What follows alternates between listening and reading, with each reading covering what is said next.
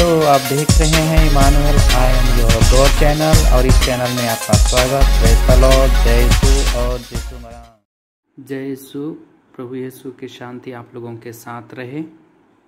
पास्का काल का चौथा रविवार है और इस रविवार को हम लोग 7 बिंदुओं पर मन चिंतन करेंगे। पहला, मसीह के जैसा दुख भोगना। दूसरा, आत्माओं के चरों के पास लौटना। तीसरा, चरवाहा कौन है। चौथा, भेड़शाला का द्वार। पांचवा, चौकसी। और छठा, पश्चाताप। और सातवां, बपतिस्मा। दुख भोगना। मत्ती रचित सुसमाचार अध्याय 5 पद संख्या 11 और 12 पढ़ते हैं। धन्य हो तुम जब लोग मेरे कारण तुम्हारा अपमान करते हैं, तुम पर अत्याचार करते हैं। खुश हो और आनंद मनाओ, क्योंकि स्वर्ग में तुम्हें महान पुरस्कार प्राप्त होगा।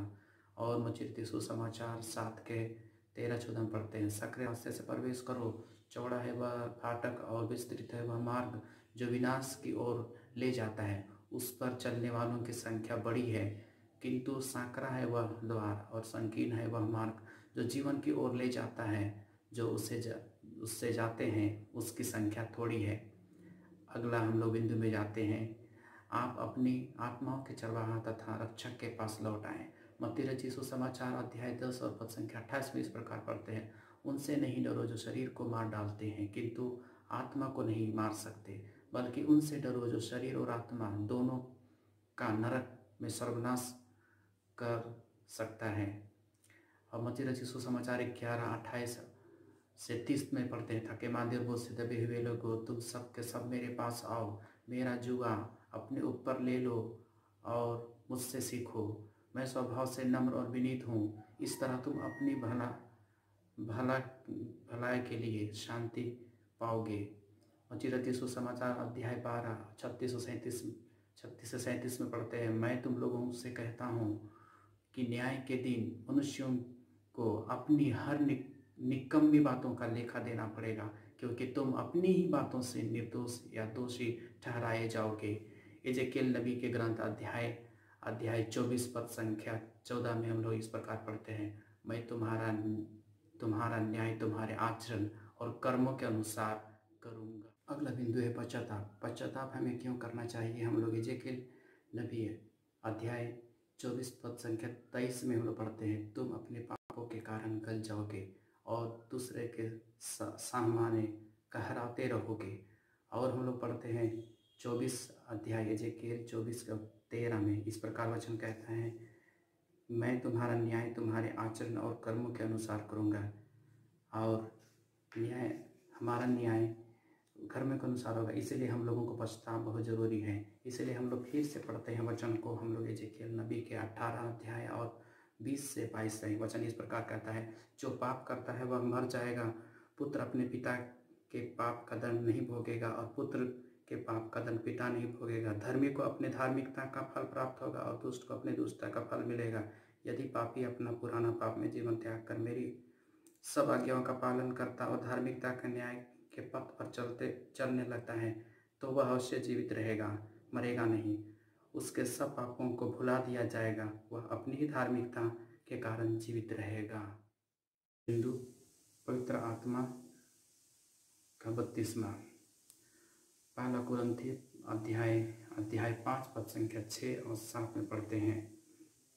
वचन लिखता है, ईश्वर ने स्वयं उसके उद्देश्य के लिए हमें गढ़ा और अग्रिम रूप में हमें पवित्र आत्मा प्रदान किया है। इसलिए हम सदा ईश्वर पर भरोसा रखते हैं। हम यह जानते हैं कि हम जब तक इस शरीर में हैं तब तक हम प्रभु से दूर और परदेश में निवास करते हैं। हम रोमियों के पत्री अध्याय 2 पद संख्या 4 में पढ़ते हैं, अथवा क्या तुम ईश्वर की असीम दयालुता, सहनशीलता और धैर्य का तिरस्कार करते हैं और यह नहीं समझते कि ईश्वर की दयालुता तुम्हें पश्चाताप की ओर ले जाना चाहती है। मार्कुस रचित सुसमाचार अध्याय 1 पद संख्या 8 में पढ़ते हैं, मैंने तुम लोगों को जल से बपतिस्मा दिया है, वह तुम्हें पवित्र आत्मा से बपतिस्मा देंगे। और स्तोत्र ग्रंथ 139 में हम लोग पढ़ते हैं कि हे प्रभु, तूने मेरी थाह ली है, तू मुझे जानता है, तू सब कुछ जानता है। अगला बिंदु भेड़शाला का द्वार, फाटक, अर्थात यीशु मसीह भेड़शाला का द्वारपाल है। यूहन्ना के सुसमाचार अध्याय 10 पद संख्या 7 में लिखता है कि भेड़शाला का द्वार मैं हूँ। और वचन लिखता है एजेकिएल नबी आता है 18 पद संख्या 4 में, सभी आत्माएं मेरी ही है, पिता की आत्मा मेरी ही है और पुत्र की आत्मा भी। जो व्यक्ति पाप करता है वही मरेगा, इसीलिए वह भेड़ का द्वारपाल है। और इसलिए वचन लिखता है आगे 18 एजेकिएल नबी के अध्याय और पद संख्या 30 में हम लोग पढ़ते हैं, तुम मेरे पास लौटकर अपने सभी पापों को त्याग दो, कहीं ऐसा ना हो कि तुम्हारे अपराधों के कारण तुम्हारा विनाश हो जाए। अपने पुराने पापों का भार फेंक दो, एक नया हृदय और एक नया स्वभाव धारण करो। प्रभु ईश्वर यह कहता है कि हे इस्राएलियों, तुम क्यों मरना चाहते हो? मैं किसी भी मनुष्य की मृत्यु से प्रसन्न नहीं होता, इसलिए तुम मेरे पास लौट आओ और जीते रहो। भला चरवाहा प्रभु यीशु है। एजेकिएल नबी के अध्याय 34 पद संख्या 11 और 12 में इस प्रकार वचन कहता है, क्योंकि मैं प्रभु ईश्वर कहता हूँ, मैं स्वयं अपनी भेड़ों की सुधि लूँगा और उनकी देखभाल करूँगा।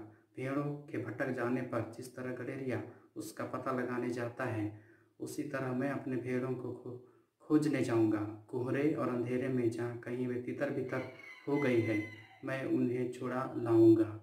और हम लोग 14 में पढ़ते हैं, मैं उन्हें अच्छे चारागाह में ले चलूँगा, वे इसराइल के पर्वतों पर चरेगी, वे अच्छे चारागाह में विश्राम करेगी और इसराइल के पर्वतों की हरी भरी भूमि भी चरेगी।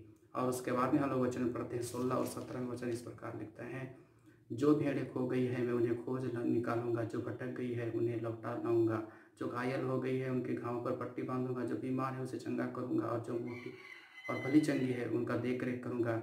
मैं उनका सच्चा चरवाहा हूँ। चौकसी, हम सबों को चौकसी रखना है अंतिम समय में, दुनिया के अंत के समय में। लूकास रचित सुसमाचार अध्याय 21 पद संख्या 34 से 35 में वचन इस प्रकार लिखता है, सावधान रहो, कहीं ऐसा ना हो कि भोग विलास और नशे और इस संसार की चिंताओं से तुम्हारा मन कुंठित हो जाए और वह दिन फंदे की तरह अचानक तुम पर आ गिरे, क्योंकि वह दिन समस्त पृथ्वी के सभी निवासियों पर आ पड़ेगा।